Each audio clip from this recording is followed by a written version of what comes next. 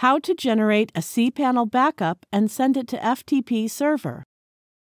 Log into your cPanel account and you will be on this page.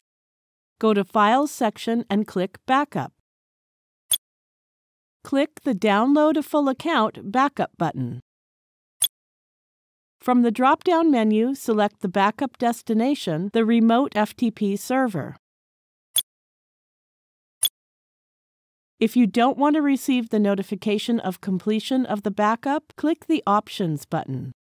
Enter FTP IP address or FTP domain name such as ftp.example.com. Enter your FTP username and password. Enter port number 21 or another FTP port. Enter remote directory like /home/username/backup folder. Once you fill in the remote FTP details, click the Generate Backup button. That's it! We have successfully generated a backup and sent it to the FTP server. Thank you for watching.